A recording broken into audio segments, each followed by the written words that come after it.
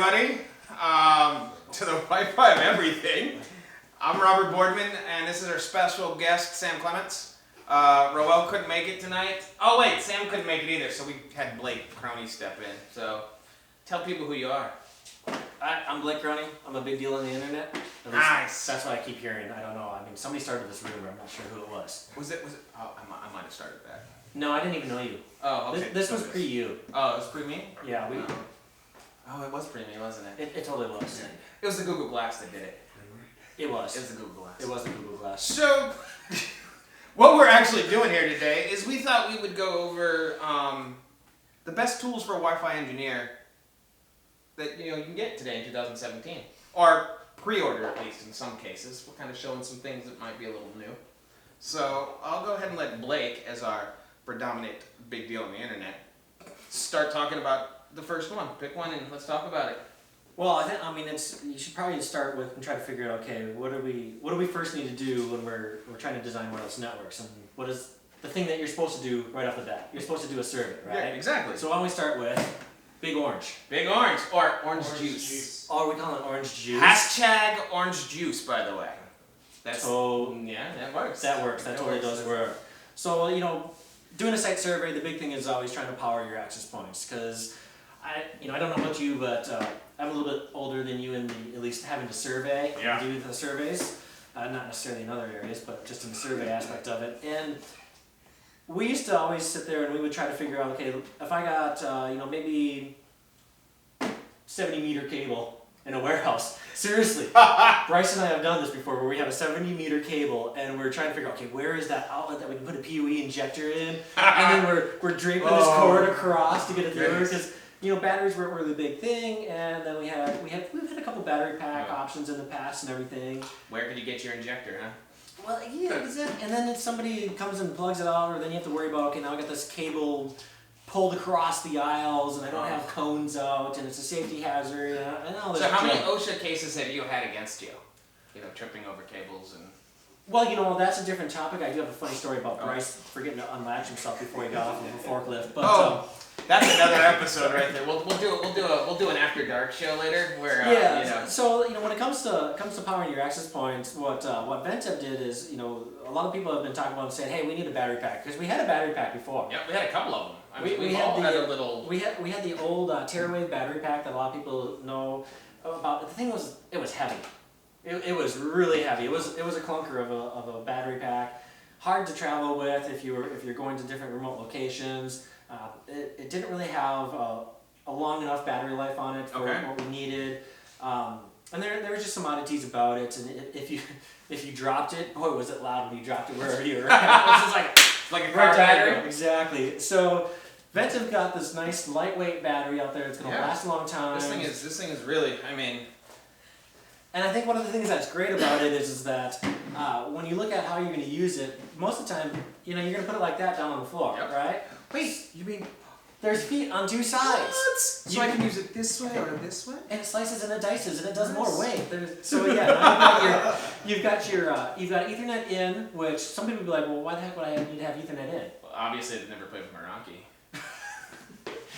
Well, there's times that you need to have your AP actually connected to things. Yeah, there was issues with Mobility Express when it first came out, that we needed to be able to ping the gateway and a bunch of things. So yeah, you got an Ethernet in that is then going to combine the power to be able to power your access point you want. But also think about something like one of the tools that we'll also talk about later on. Yeah. Say, for example, you have an ODroid plugged into that. Connectivity, if you have a static IP address. There you go, look at that. You can do some of the other testing on it. So yeah, so you got to power it. Okay. So you got a long-term battery here. The thing that everybody always talks about is how long is it going to last? I've been told 8 hours. I've been told you can get a full day worth of full AT power out of that thing on and full day survey. You know what? The 8 hours doesn't matter, because here's why. It's going to last longer than you are going to survey, or your laptop's going to last before you're going to take a break to go to lunch. So when you take a break, charge it. But other great thing. Whoa, the 3 amp. I was actually playing with that today. It was charging my MacBook Pro. You can charge based off of USB on it, so your phone, maybe some other devices. Maybe another device that you could be possibly using later on. So, Yeah, so battery It's a great new product coming out. It's not shipping yet, but I think you're able to pre-order it right now. if you know the right people, you can pre-order it right now. Yes. Outstanding. I'm not sure of the price on it quite yet. It's not going to be cheap, but Great tools never are. no, they're not. On so many levels. Wow, this is totally That's a different kind of show, man. This is not the NSA show. Hey, this is like our after dark off that we've had before. So that's the battery. What do you want to talk about next? Let's go next. I mean, we got to be quick. So I mean, because we could spend hours on all of these tools. Let's just be honest. I could play with these for hours. Sorry. It's got a lot of shards. It makes me happy.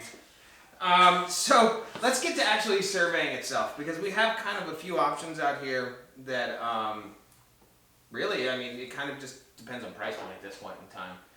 What you're doing, because I know Ekahau came out with something very, very new, very, very happy, very, very disruptive to the market.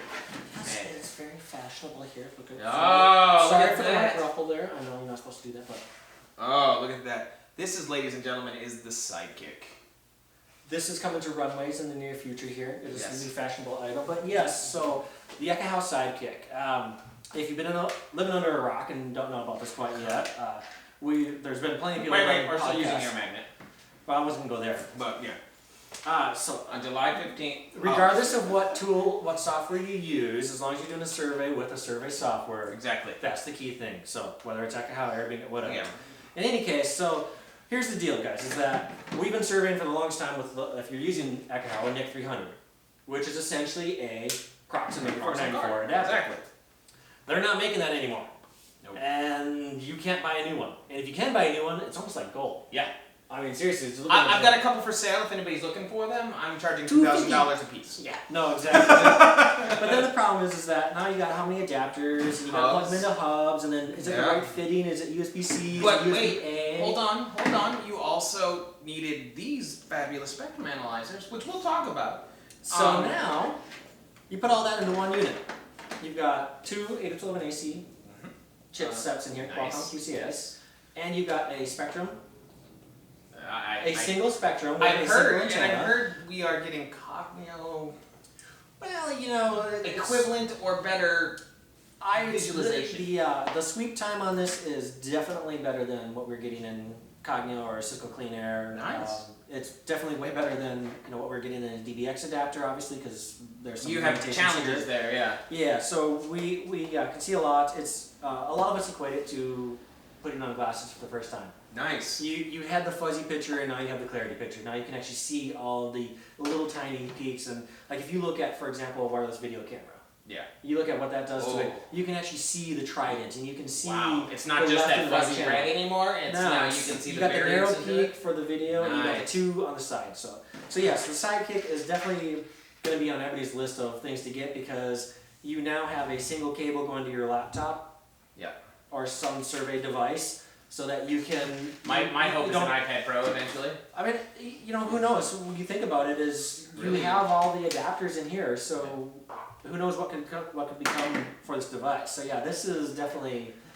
That's probably by far my favorite device for this year. That's probably my favorite device of the year. Mine is shipping. I should have it sitting on my desk when I get back to work, so I'm super excited to jump in. But the thing about this is that you still need a laptop or something. You still need something. Right, so then. Then we get to my little G2. You want to talk about your G2? This G2 is a little dusty because I've been using it. So this device has probably saved me hours and hours and hours of work. Roam testing, all kinds of things that you can do with this device. I'm not sure what it can't do yet. I mean, the applications on it, if there was a way to, I don't know, possibly hook another NIC to it or some kind of a Spectrum card to it. You never know what could happen. Well, they did just add new features to it. Yes, with the Spectrum on the G2 code, the V2 code for the G2, which is try saying that 10 times fast. The G2 with the V2. Yeah, so we do get some similarities in terms of what you would get from other Wi-Fi based spectrum analysis, where you're doing kind of the slicing and you're getting some basic level, and a lot of times it's really all you need. I mean, The clarity is great. I love seeing the fact that it's like, oh, that is exactly why it's going wrong. Here it's like, this is your problem. They're two different use cases. Yes. This is a large overall big picture, and this is a troubleshooting. time. This is right now what's going on. Yeah, exactly. Like I love walking around my campus with this, doing roam tests, finding where I'll just get in a cart and we'll just ride around the campus and start going, okay, where are my roams happening? When are they happening? Oh, I have a dead zone here because we're still trying to develop outside Wi-Fi in our courtyards areas, and it's like, so what am I getting leaked out from the building?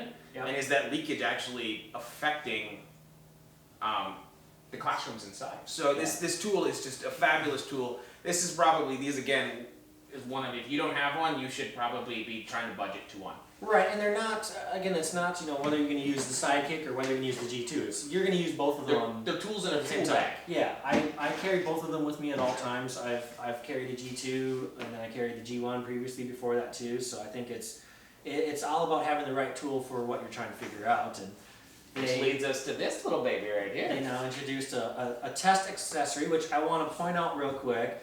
Do not confuse this with the Link Sprinter. We have had a lot of people sit there and say, is that the new, no. So the Link Sprinter is not going to do the functions of the test accessory or the TA. No. And the test accessory is not going to do the functions of the Link Sprinter. Why? This will not test your Ethernet cables. This is an extremely small device with very, very minimal memory, RAM, server. You don't have enough to do multiple stuff. Yeah. So what does this one do? This is iPerf server. Basically, test your iPerf. I haven't had a whole lot of time to test it. I know you've been a part of this one for a lot longer than I have. Yeah, the nice thing about this is that for us when we're out in the field and we're trying to just do some spot tests, PoE. It's great, because it's battery or PoE power. But what I really like actually about it is the fact that because it's PoE, I can plug it in my rack.